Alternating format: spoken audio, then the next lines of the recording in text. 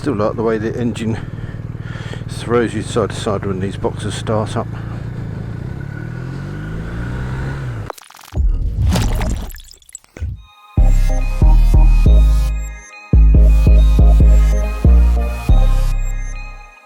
This is a bike that I've been looking forward to riding for quite some time, and actually a lot of the work that I would normally put into these videos has already been done for me, because obviously this bike features the same engine that's found in the R1250 GSA, the RT, and obviously this, the R. But what I want to establish is if this does make sense if you want a naked to have fun on, but probably also a naked where you want to bash some miles out. This engine with its shift cam is absolutely sensational. It's a much beloved engine, gives you plenty of power, loads of torque, super flexible, but in this chassis it's also pretty sporty and quite lively.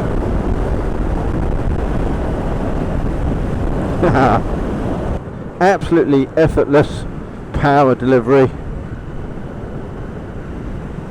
and with the 17-inch wheels and this nice flush suspension, it handles beautifully as well. In this review I don't really want to throw loads and loads of numbers of stats at you. This is such a well-known engine, almost seems pointless going through that.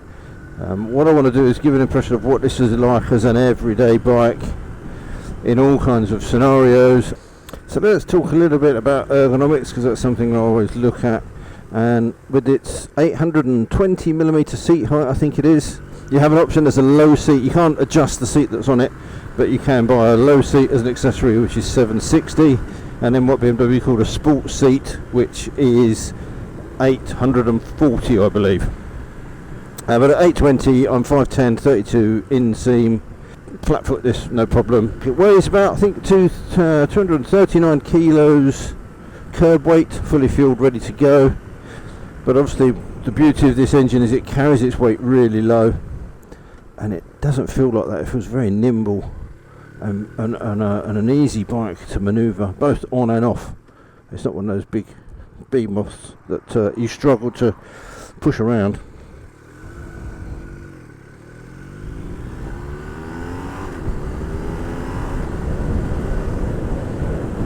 But we've got a nice comfortable seat.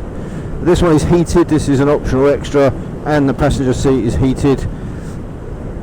You've got relatively upright bars, swept back. It's really nice. You don't feel like your weight is over the front wheel. I've not got any kind of weight on my wrists. That's super comfortable, quite nice and narrow. The foot pegs are in a sportier position. They're slightly higher, very slightly set back. Not quite a rear set, but they're kind of getting that way. So it cants your body forward, but it still keeps things very comfortable. I rode this back from BMW HQ, which is in Farnham. This is about, I don't know, 120 miles or something from me, and I had a mixture of the M25 and the M3 and then some country lanes, and it took me, I guess, I don't know, 2.5 hours ish, maybe a bit more, to get back by the time I kind of looped in some of the more scenic routes on the way back. And I had no issues on this saddle at all. It's certainly a bike that you could tour on if you're happy with it naked and what that brings. Then definitely a bike that you could munch a lot of miles on. Super comfortable, and obviously it's got all of the switchgear and everything that you would find on the GS and the other bundles in the range, and a really beautiful TFT screen, but we'll touch on that later on. And you'll see it's got this BMW Motorrad nav system, so we've got this here which is set up to take your phone. This is plumbed in, wireless charging. You can put your phone on there, lock it into place, and it charges away, and then this is connected to the TFT, and you've got navigation and all sorts of bits and pieces on there. But in general, ergonomics, I can just say lovely. I've really found it a comfortable bike to ride. I've had no issues with knees or ankles or backs or wrists, other than the obvious wind blast that you get from it being a naked. Super comfortable.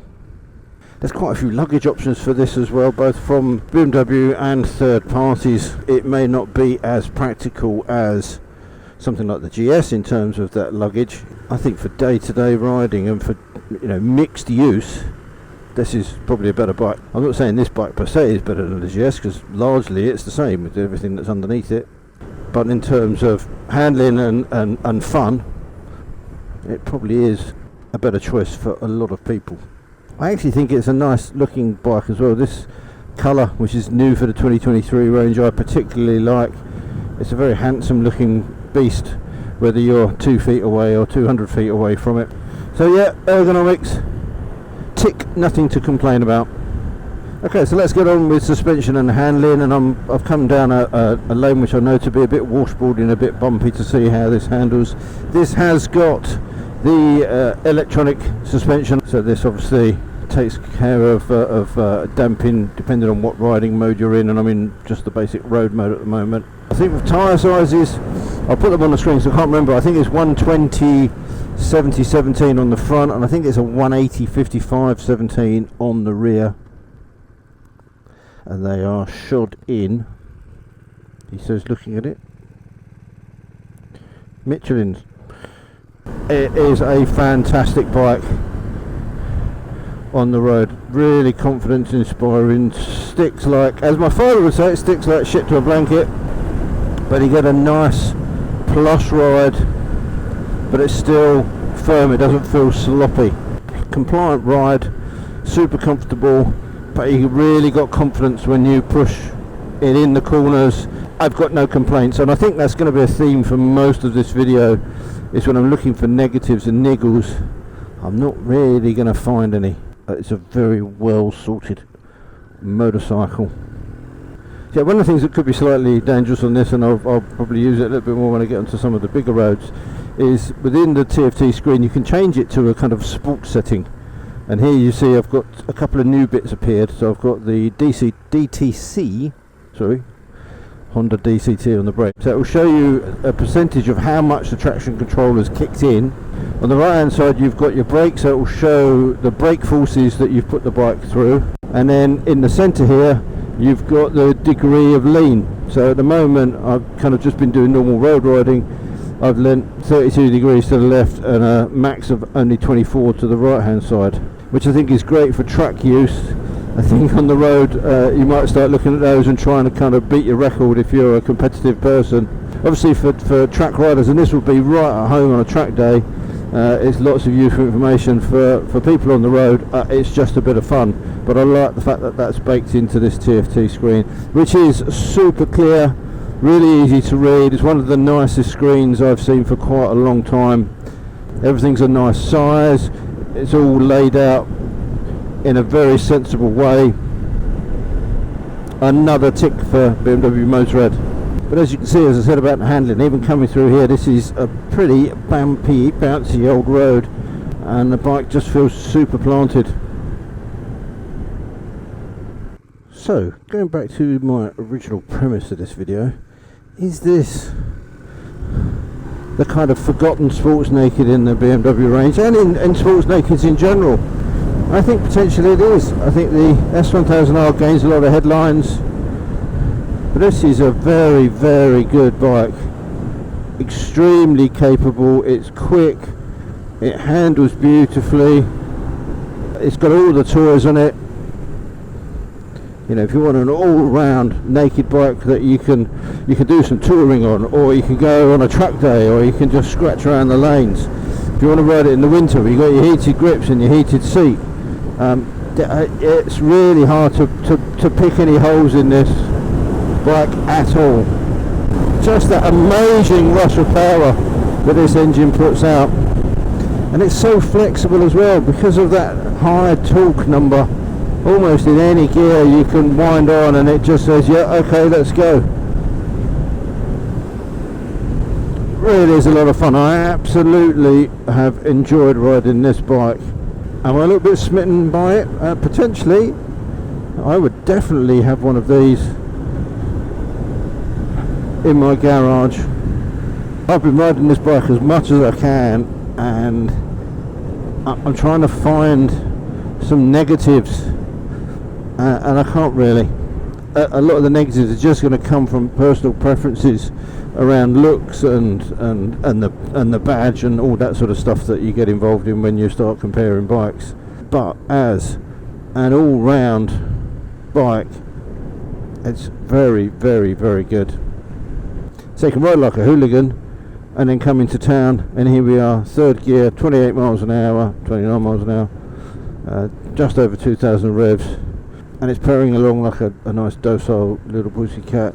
Throttle response is lovely, no snatchiness, no flat spots. Brakes are superb. At the moment my brakes have only hit up to just over 5 meters per second, is as hard as I've hit the brakes, but super powerful. The switchgear. Now, I don't ride a lot of BMWs. This is the first time I've actually done anything with BMW UK, so thank you to those guys for letting me take this bike out for a while. Because I know a lot of people look at the Africa Twin and go, oh my god, that's super complex. And I was the same when I looked at this. I was like, oh, I'm not really sure what's going on here. How long is it going to take me to learn the BMW system? And the answer is not very long at all. It's super intuitive. My heating options are a button over here. The mode switch is here as well. And then obviously I've got this super duper twisty wheel, which is all a bit new to me. But yeah, just a super intuitive, everything there kind of makes sense.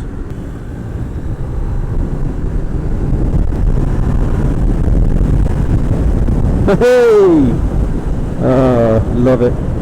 There's not very much more that I want to add to this. This is just a first ride review, so I wanted to kind of keep it short and dash through as much as I could, just to see if there was anything that really stood out, if there's any big negatives. Actually, if I'm going to pick one negative, is the quick shifter's not that smooth. It seems to be between second and third gear. Maybe I'm just not revving it hard enough, I'm not in the right area, but often if you quick shift up from second into third, there's quite a bit of a clunk and a little bit of a kind of hesitation. Outside of that, quick shifter works really well. It's quick, it's comfortable, I think it looks good. When it comes to the price, at £12,330 for the basic model, I think it's good when you consider what it's got on it. And I can never really say hand on heart that BMWs provide really good value. Yeah, we all know all about their pricing, but it is a very, very good bike. So hopefully that's answered any of the questions you had. If you've got any more, then leave those in the comment section down below. And I'm going to carry on enjoying these roads until, I think it's going to rain a bit later on, so I'm going to do a little bit more riding. But until next time, thank you for watching, take care, ride safe, and I'll see you soon. Bye.